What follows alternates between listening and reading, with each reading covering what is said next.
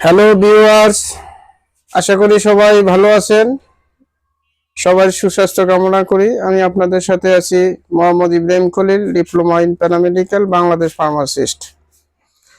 অনেকদিন পর আপনাদের সাথে আসা। আজকে আমরা আলোচনা করব বরণ নিয়ে।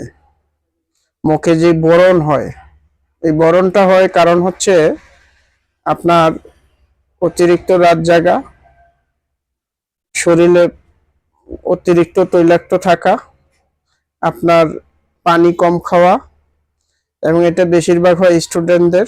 এটা বাড়তি বয়সের সময় এই বরণটা হয়। তাই এটার ঘরোয়া পরিবেশে কিছু বলবো, আর পরবর্তীতে সাক্ষাৎকার দ্বিতীয় পর্বে চিকিৎসা দিব।